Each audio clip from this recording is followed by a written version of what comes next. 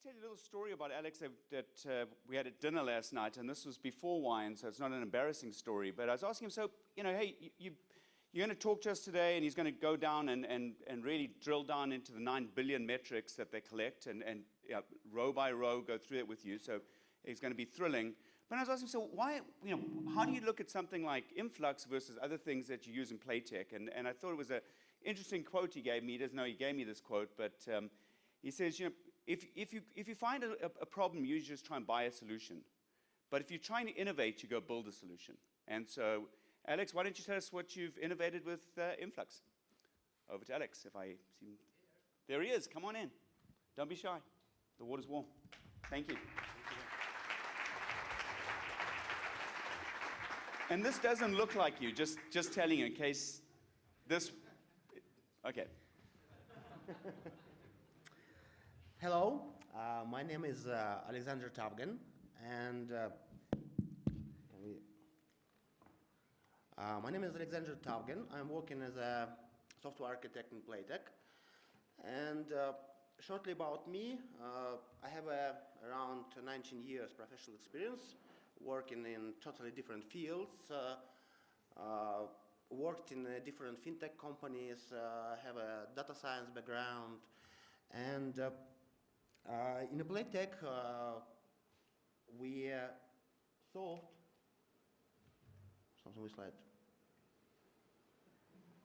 In the Playtech, we solved quite complex problem which we have, and again, the Playtech is a company that was founded in Estonia, but right now is based in a FTSE stock exchange, and our clients from UK is Ledbrokes, Coral, Paddy Power, Betfair, and so on.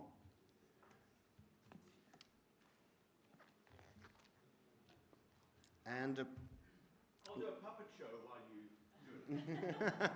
They're fixing it at the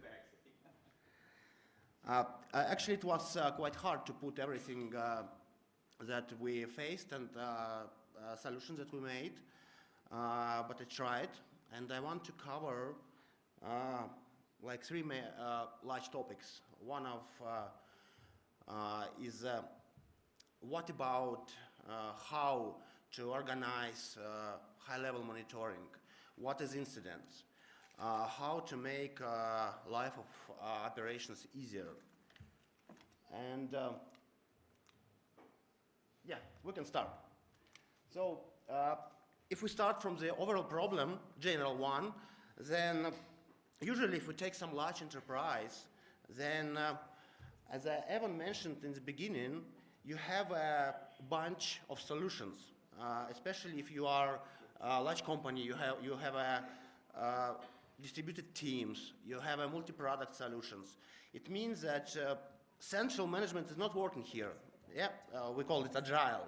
But it means that if your teams have a freedom to choose technology stack, then later you will have different stacks working independently. And some merchant acquisition in case of some growing company makes this story more complicated. And if we talk the small startups, then usually for them, the main question is how to find a better solution. And for a lot of them, it's just simple. We take some common framework, for example, Prometheus, put upon the Kubernetes and begin to collect metrics. But actually, a lot of companies try to solve such kind of problems. A lot of them failed, and a lot of anti-patterns in this area were developed. And I also discuss a bit of them. So for example, yeah, this is like some sort of classical large enterprise with different teams, independent teams. And the problem is that while every team has their own sort of solution, it's hard to get some central view of your operations, central view of dynamic of your systems. And it's hard to make centralized changes because, again, if you're a large enterprise, it's not so easy to break everything and start from the scratch. And quite often it looks like this with developer engineers behind. And common anti-patterns, which is quite famous. And it's quite common even for companies not to understand that we make something wrong. It's very easy, it's tempting to add, just in case, some measurements, some metrics, whatever. Probably it will help us later, but it finished with the huge amount of metrics which nobody understands. And engineering complexity grows as well. I have an example, for example, one startup in Estonia which operates on a logistics sector. They have no such a large load. It's about some 200 messages per second, nothing. But they operate on Kubernetes. They have a different environment staging. They have a different Prometheus installation on Kubernetes. Then they wanted to have aggregation from this multi-cluster monitoring. And it ends with the complexity of monitoring solution comparable with the main business logic. And even in the end of presentation from those startup, they said that we had a problem actually. We do not understand. It's very hard to understand something between such a large amount of metrics. Quite famous is Uber, which also creates own monitoring stack.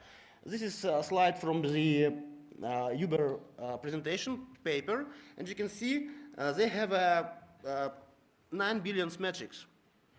And they have more than 1,000 instances of DB which stores this. So it's very hard, actually. I try to understand why you need so much metrics, what it gives to you. And probably it's like tempting, it's an attempt to replace the logs. But if you have a large amount of metrics, if you collect them, then probably you are wrong.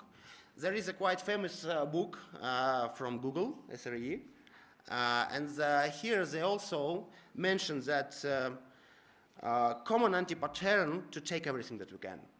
But the right approach is to start with small, to cover, for example, some critical parts, and added some new measurements in case if we need to catch something new. And the main principle is that your solution should be easily understandable by operations or someone else. Because if you have 9 billion metrics, you can't. It's just nobody looks at them. And another problem is with dashboards. Again, if we collect a lot of different metrics, if we make different dashboarding, we try to show in all information that we have, then it leads to large dashboards where it's very hard to understand what's going on. It looks like like spaghetti. And a good example is GitLab. And GitLab is a company which stands for transferability, for the openness. And they have their Grafana dashboard opened. You can see how it looks, how they look.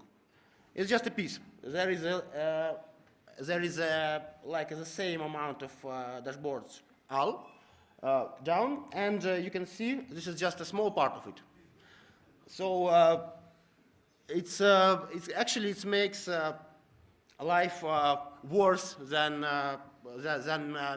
bring some information about the behavior. And for a lot of companies, it's common to develop anti-pattern within 1.5 years, 2 years, because it's sometimes it's very hard in the software industry to understand that, okay, guys, we fucked up.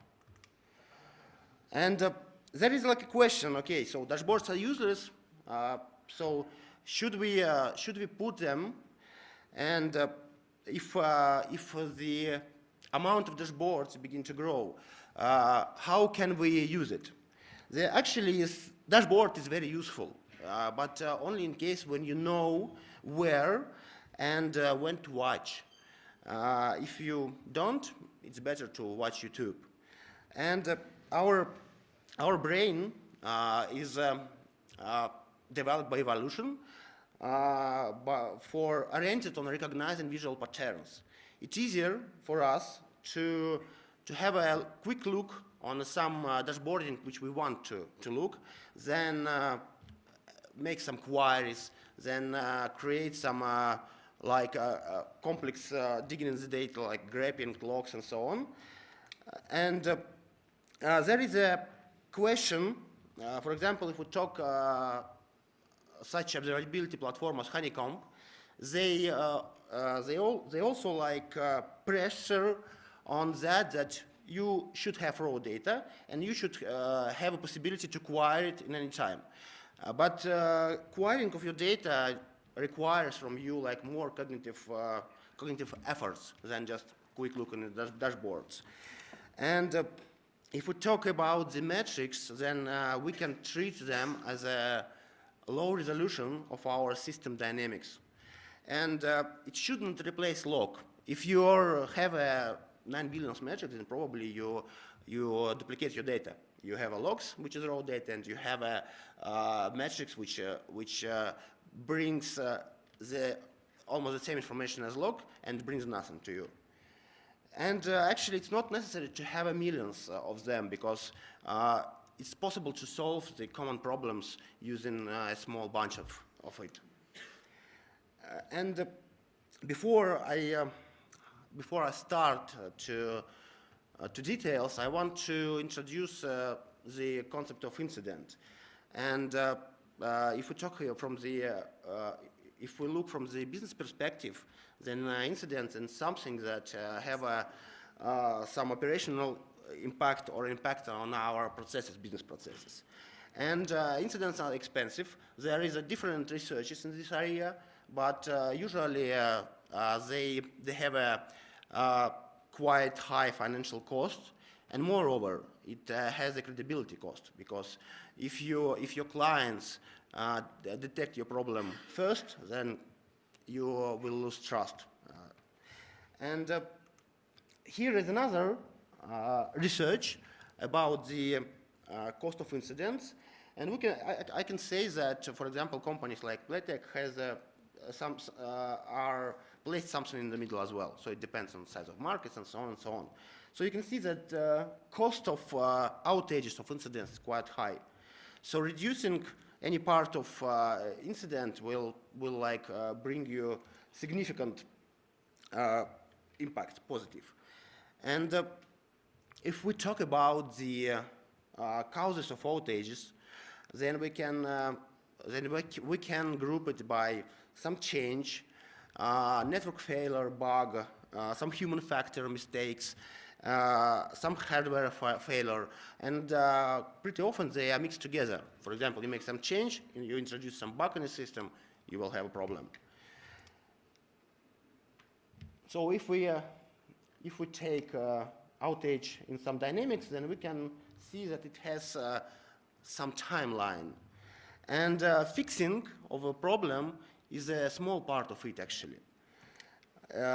We can actually divide timeline of outage on 4 main stages, which is like detection and investigation. Investigation means that we have a problem, but we need to pinpoint the place where we have this problem. Escalation, which usually leads to some communication between teams, and fixing. Fixing, as I said, is quite a small part of the overall timeline outage. And what it's all about?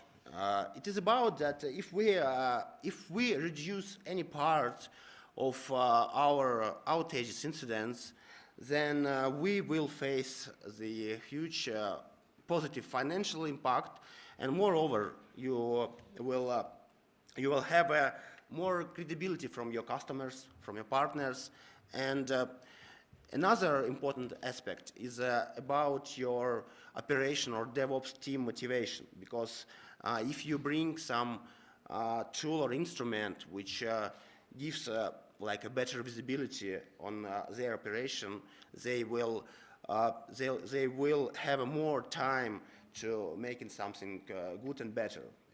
Instead of looking logs, making some grabs, and so on and so on. So let's talk about the KPI metrics. And it's quite hard to see. Okay, if we talk about the metrics, it's almost impossible to operate on millions of them, because it's hard to understand, and the second, it's quite high operational costs and computational, as you saw, for example, in case of Uber. And actually, we don't need to operate on a large amount of metrics, because the large amount of events is not interested for us. If we have a normal behavior, we do not want to process everything. We only want to process something if we have some problems. And not all the anomalies in our metrics should lead to some alert. And here is quite interesting Etsy case. Etsy is a company who developed StudsD, and they had a project called Kale. Kale was oriented on finding anomalies in outliers in the metrics, and they had a large amount of them. They had like 250,000 low-level metrics from the server, CPU, and they tried to find anomalies, predict some alert or some incidents in their production system. But their project was closed and failed because they faced the huge amount of false positive. Because again, if you have 250,000 metrics, it's a pure statistical. You will have every heartbeat of a system, every tick, you will have some outliers. And Etsy tries to reduce false positive using some fascinating algorithms, but again, it leads to the close of Project Kale. It's quite similar with the story of boy and wolf. If boy constantly screaming wolf, then when real wolf will come, nobody believes him. And this slide is taken from the Andrew Clegg's presentation, quite interesting, where he described the problems Kale faces. And this is like a lessons which Etsy summarized from this project. And anomaly detection is more than just an outlier detection, because again, you will have an outliers in your metrics quite often. And one size fit for all approach probably won't fit at all, because again, there is no free lunches, and you cannot create some universal algorithmal approach which cover all the cases. And the quite important thing is just alert on anomalies on business and user metrics. It means on KPI. And why? Why we should focus on the metrics which are relevant for our business? Because the main like a paradigm shift came from the infrastructure area. So we have right now different clouds. We have a Kubernetes, and it means that those kind of platform make an abstraction layer for our infrastructure. We don't need to collect the huge amount of CPU, disk, and so on, because again, if you have a environment which is set up, then the platform like Kubernetes provide to you the needed functionality and resources. And due to this increased abstraction level, we can focus on that what is important for example, for your business or for your operation.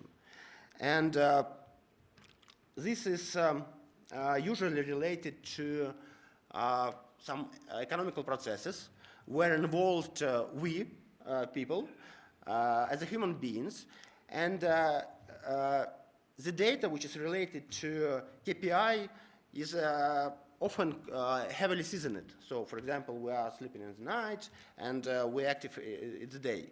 So, for example, if you look in some typical activity scenarios, for example, some logins, some I don't know, Uber rides, whatever, then they have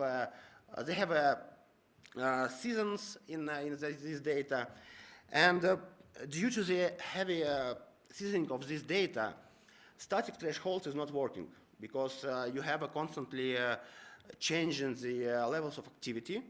And in the case of static thresholds, you either set it, for example, for a lower level in the night, then probably you will miss some problem at the day. And if you set it according to the day activity, then probably you will have a lot of false positive alerts in daytime. So actually, we made the solution based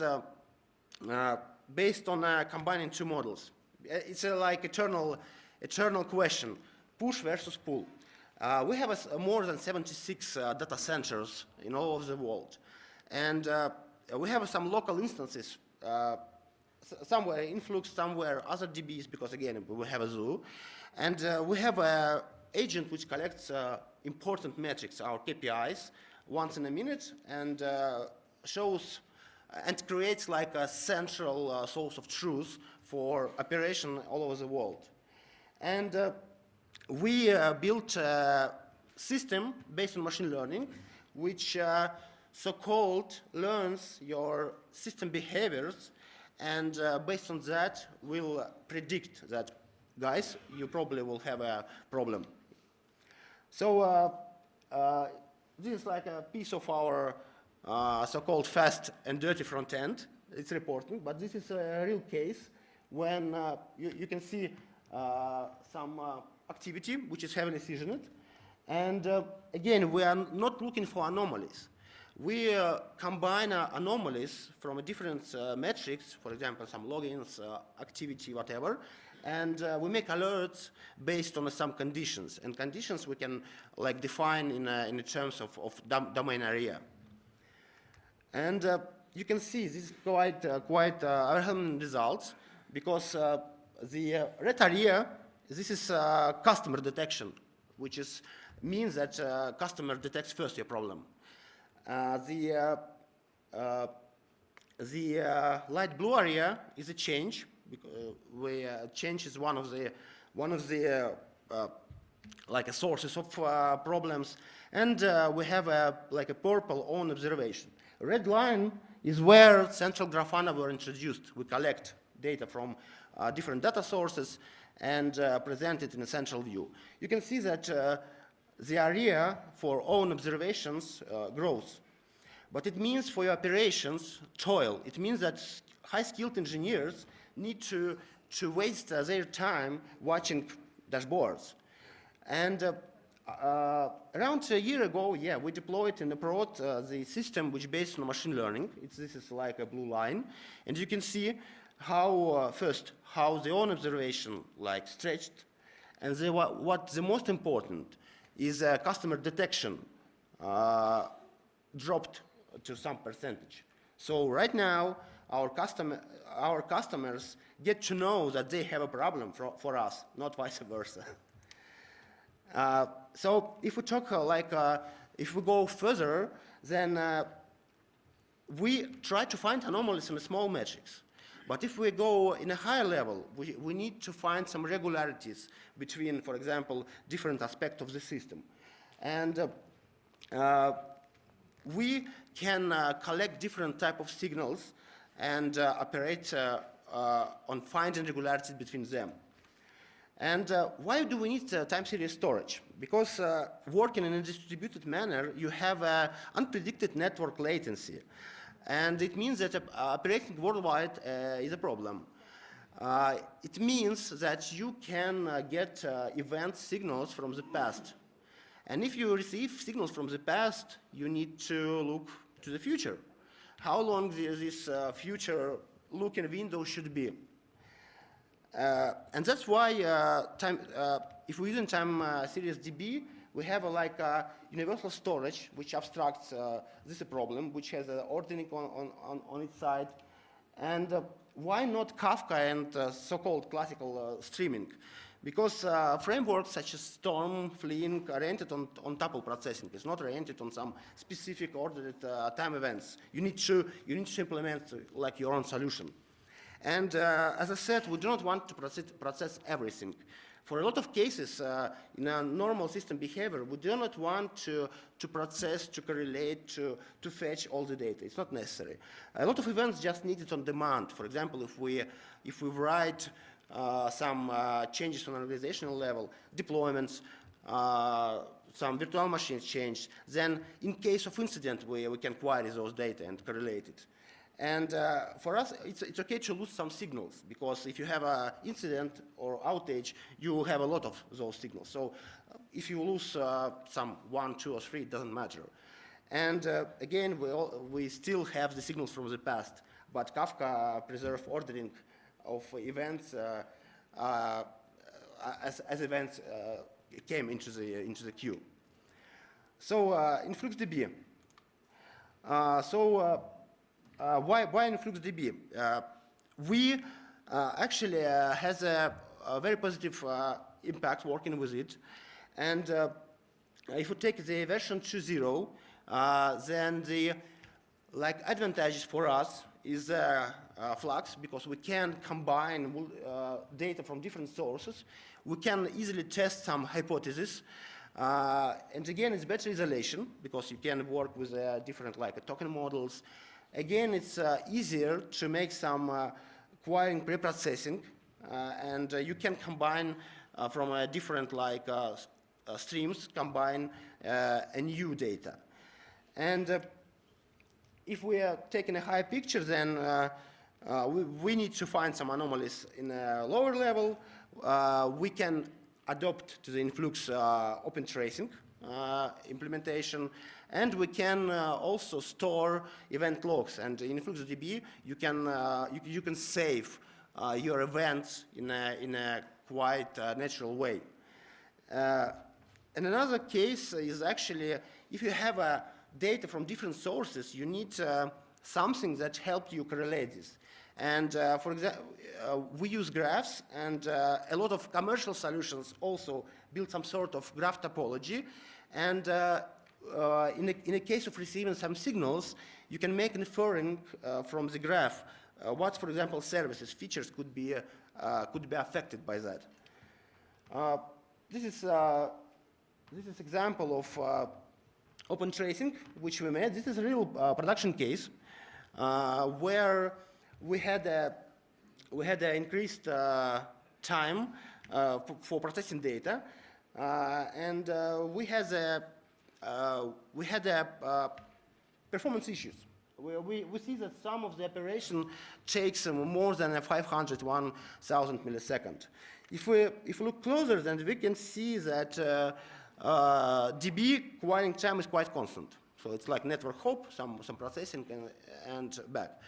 But after the data is received, we have some computation expensive process.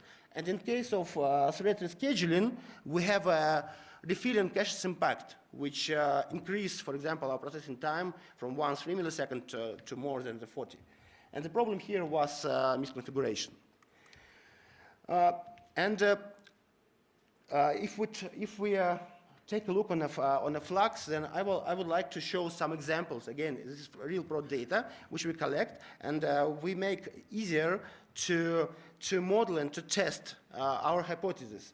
The main advantages is joining and stream processing. You have the same paradigm. For example, you have a time events series as a stream. You have a language which allows you to make a functional composition. You have, for example, architecture-based as a stream system. And this is real incident.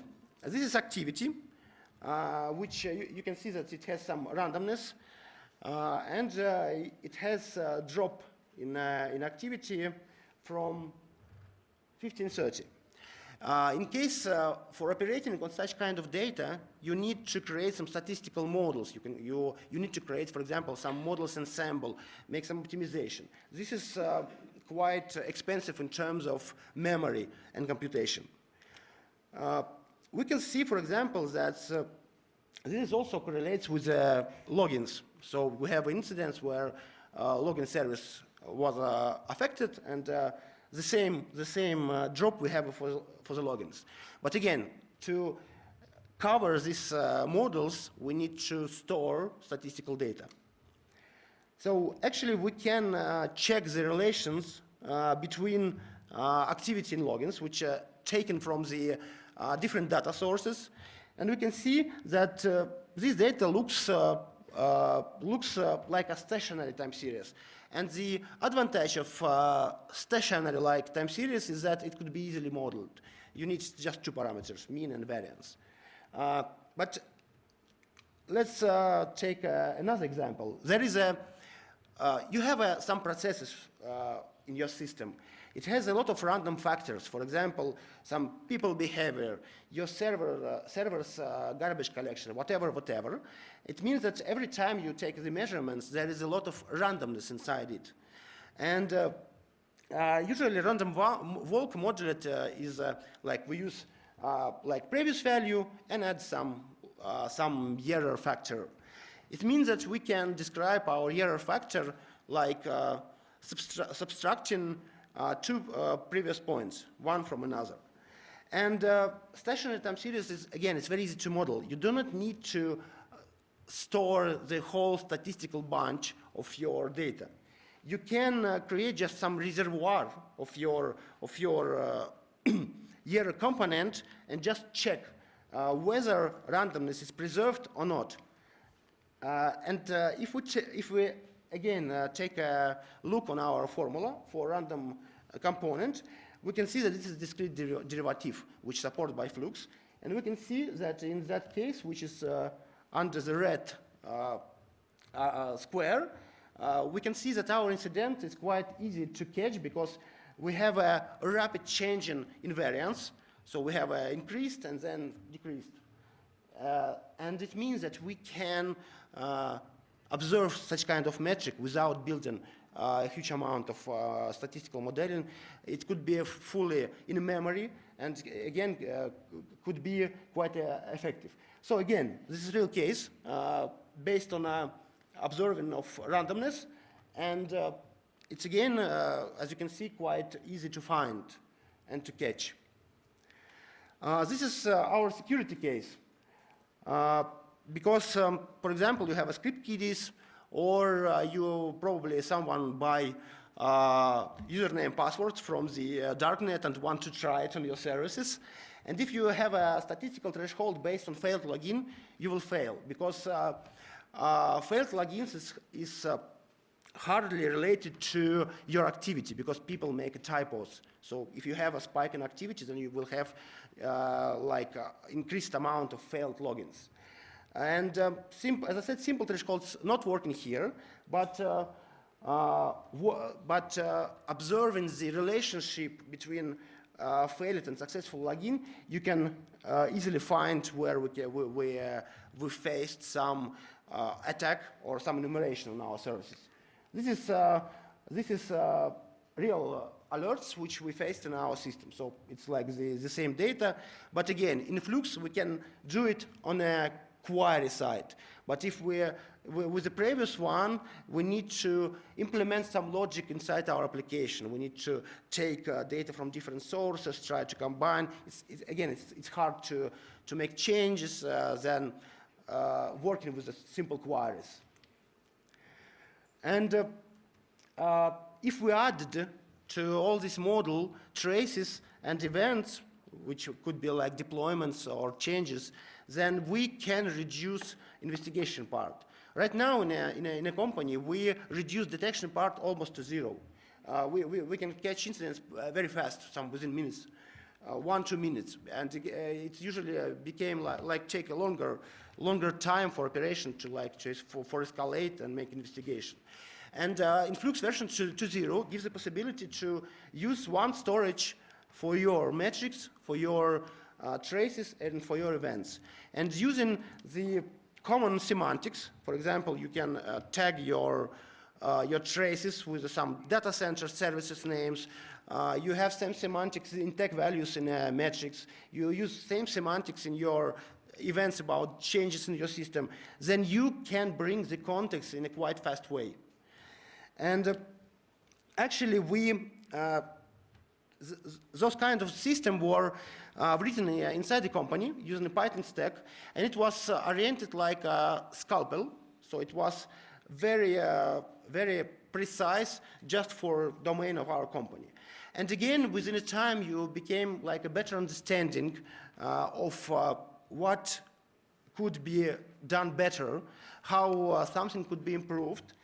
And we decided to rewrite a lot of components with additional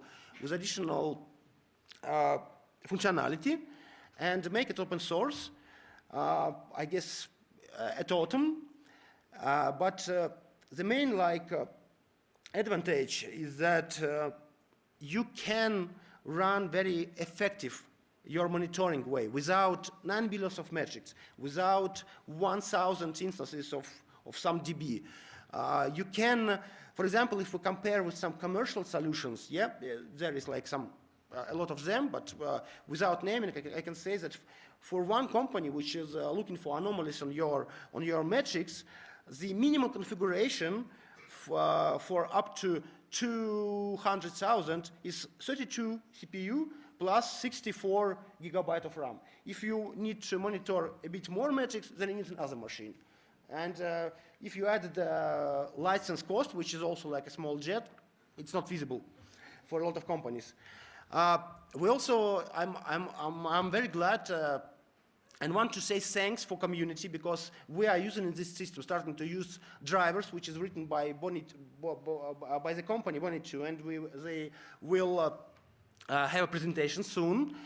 And it's like a synergy which came, because again, if we are trying to buy license from commercial solution, it means costs for you. It means like you rent your room, you do not want to pay more, you're out. But but creating a solution for example, from the open source component means investing. It means like a mortgage. So even if it takes some more time for your teams, it gives another great benefit. The engineers who work on that will have a better understanding of domain. They can bring some innovation here or bring some bright ideas, because if you buy a commercial one, you are very limited to some tuning and some changing. And at last, I also wanted to add that there is another area of monitoring system which so-called constantly learning. So you have like online learning. It's constantly learn your behavior of your system. And this system has a quite important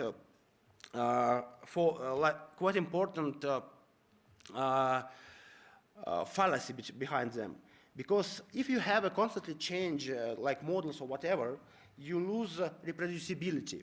If you have no reproducibility, if you cannot, for example, reproduce some incident or something that was 2 days before, then you cannot measure. You cannot tune the system.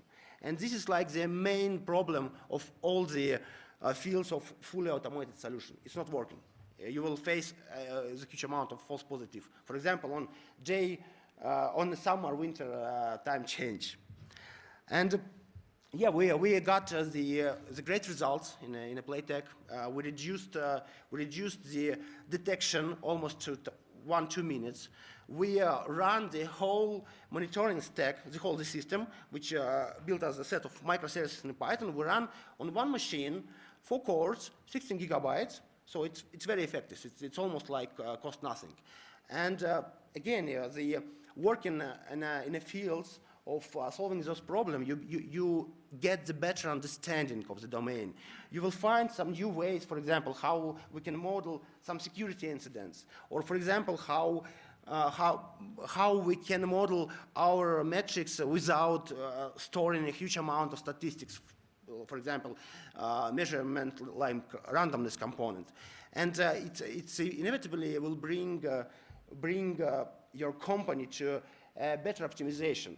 And if operations teams, if DevOps will not waste their time on some routines, on some toil work, it's also increases the motivation for them. And those people who are motivated in your company can bring more value from the point of bringing new ideas. They have more time to test something, and it's always like payback. So you can I have some Medium blog. You can read some topics which is related to some detailed implementation of in-house solution or problems with the observability on a larger scale, why fully automated solution is not working. And we just opened our so-called landing page, but our engine is almost done on the backend side. And we start to working on the front end. And we plan to make it open source, so it was easy to try, to test, to put on Influx in an easier way. Even partially, we have an API, for example, for creating models that we can take the Grafana dashboards and we can check conditions from that. So it's very, we want that it would be easy to test. If you have a dashboard in Grafana, then you can, for example, have a simple possibility just to check how the system works with your data. So thank you. I'm out of time as well. Yeah, sorry, Alex. Yeah, thank you very much.